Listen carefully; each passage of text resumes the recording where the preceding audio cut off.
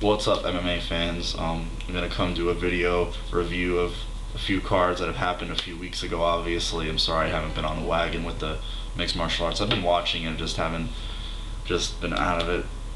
Not really out of it, just still stuck in all the holiday crap and the New Year crap. And finally, we're a week out of New Year's, and hopefully we can all return to normal now. But yeah, it was definitely a good prior few weeks of, well, the UFC providing us MMA. That's pretty much where we all get it from. I know the Dream had a few big cards, a few big other, not so much just Dream, but there was a few big promotions in Japan that had some good cards going on.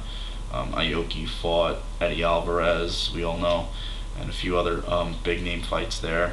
And then we had the final, the Ultimate Fighter Fight Night, and then we had UFC Ultimate 2008, and those were all great cards. I really did horrible on those predictions. I definitely, if anybody knew who did horrible, it was definitely me. I don't think I picked any. I think I was like 0-4 on the Ultimate Fighter final. I picked Junie to lose, well, just hoping that he would lose, and he actually looked really good. All the shit he talked on the show, he looked amazing in that fight. Handled Kaplan with no problem. And a few other, the two finalists I lost at. Bader knocked out Vinny, and Escudero beat Felipe. So it was just a real. That's just the sport. It's so volatile, and how people match up is different. And it was just I just wish I could have some of those predictions back.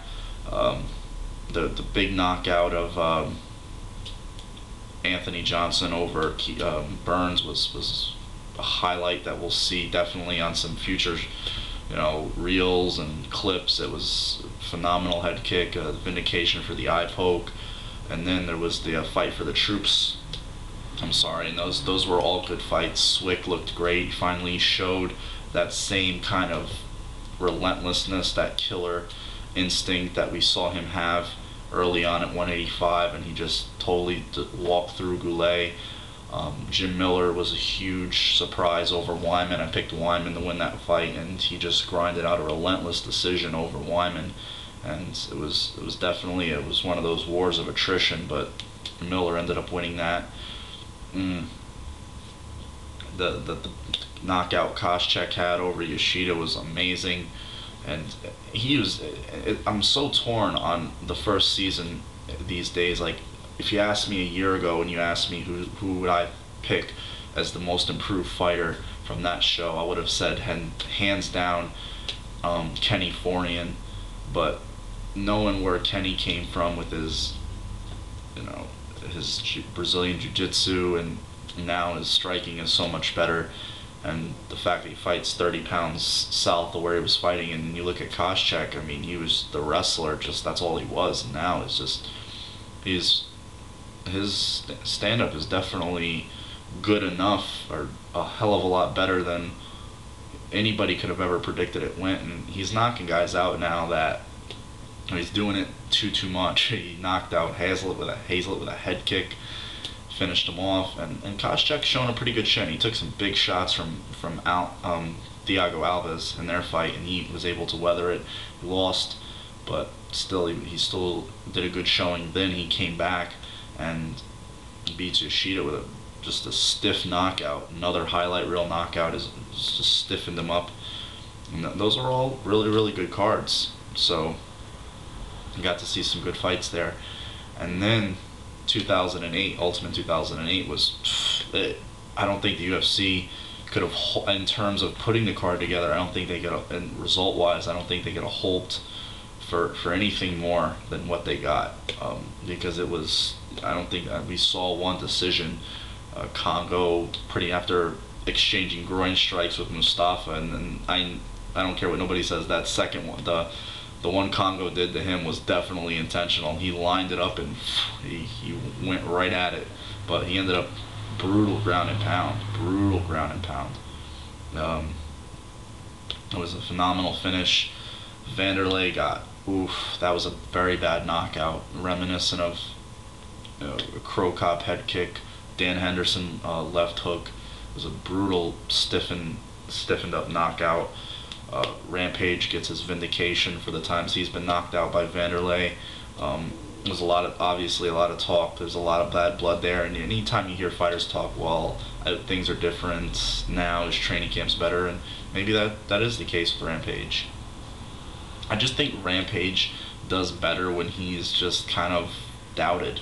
I don't think he's a good front runner. I think he's a guy that needs to be doubted and needs to be questioned and needs to be looked at as the underdog. And anytime he's been put in those positions, he wins. Like, even his second fight against Chuck, people were picking him to lose, which was crazy. In this fight, you had every reason to pick him to lose because he's been was knocked out by Silva twice.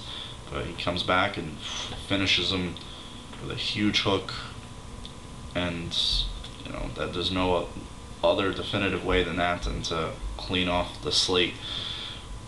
Really good fight.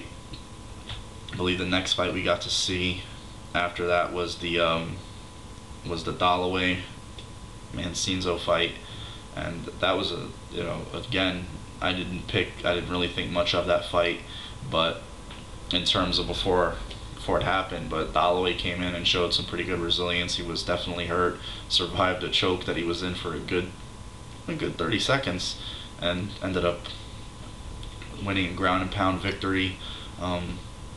And see how he progresses in terms of who they'll match him up against. He's the type of guy you'll see on fight nights and lower end parts of the card. And then the two championship fights were the co-main event. Well, you can't really co-main event a championship fight, 2 5-rounders. The first fight was Nogueira and Mir, and what can you say except shocking, unbelievable. If I was to come on and have predicted that correctly, everybody would have thought I was nuts. I would have thought I was nuts. The way he outstruck Nogueira was insane. Just at no point in that fight was Mir in trouble, in danger, uncomfortable. Was he out of gas? Even though the fight didn't go past 2 rounds, he was just completely composed, completely in control. He knocked Nogueira down several times. Never seen Nogueira rocked so many times in a fight. And then eventually just knocked down one too many times, and Mir just pounced on him. Could put himself in a good position, and I think Mir's jiu-jitsu knowledge definitely was able to null and void Nogueira's. I mean, anytime you see Nogueira go up against an equally good grappler, Fedor, even going back to, his name escapes me right now, I don't know why, Rico Rodriguez, Josh Barnett, another classic. Josh Barnett had him in a guillotine from hell, and he was able to escape that. I don't know how, but any time that Nogueira's going up against an equally good grappler, he's pretty much been put in check. And on the feet was definitely the tale of two cities, pretty much, because he was totally picked apart and then grounded and pounded. First time he's ever been stopped in his career. Nobody could have predicted it.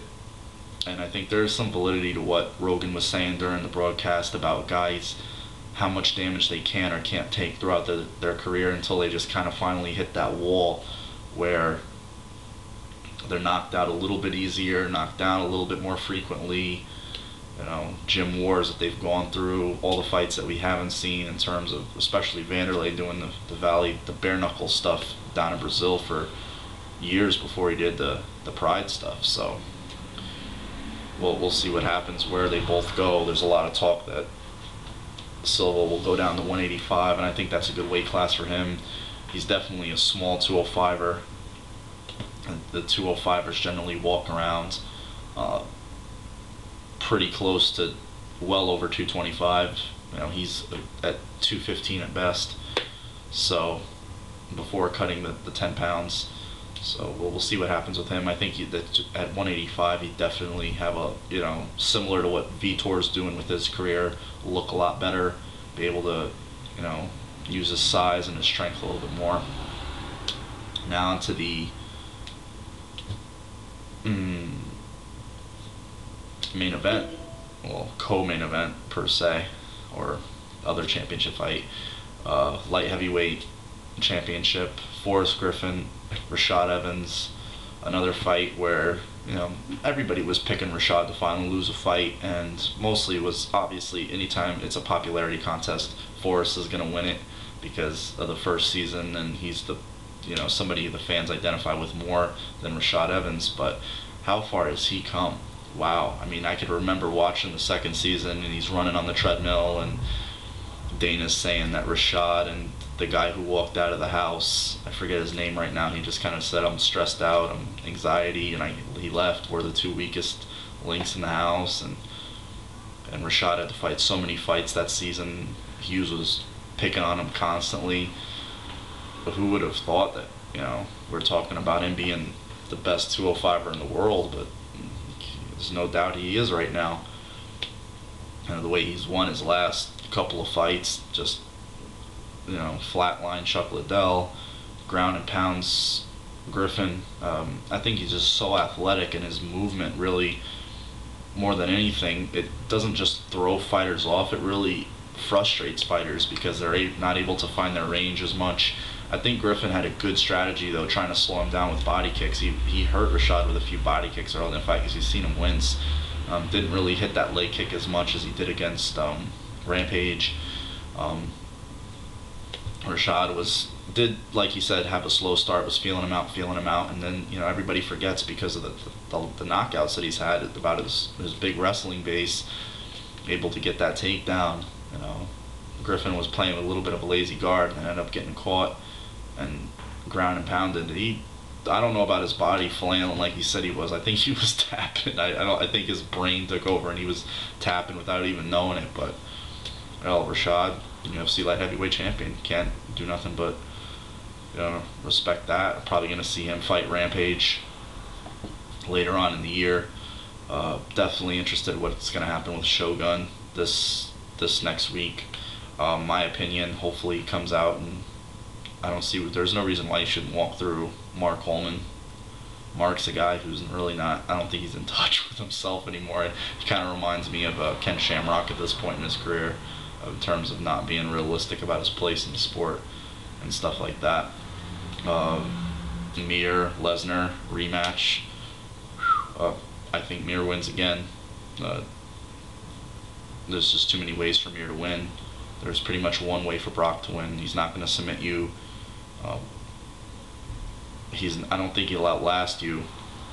I mean, even in the fight against Randy, you could see his punches getting sloppy in the second round. I don't know if he's as crisp a striker as Mir is, especially with what we saw at that last fight. I think Mir's the kind of guy he's a confidence guy, and once he gets that confidence, it just you can just turn it, just go totally upstream with it. So we'll see what happens. And we got a lot of cards coming up. We got the Dan Henderson, Rich Franklin. That should be an interesting fight, because either one of those guys, I don't care who wins. I just want to see them destroy Michael Bisping, to be honest with you. It's gonna be at 185. Obviously, I just hope one of them just walks right through him. Then you have Fedor Arlovsky, a dream heavyweight fight. That'll be a phenomenal fight. I'm picking Fedor to win, probably by a ground and pound or a submission, either or. Then after that, GSP, BJ2 for GSP's welterweight title. That should be a really good fight. That should be a phenomenal fight. But until then, you guys have a good one. Take care, and hopefully, we'll get some good fights coming up soon.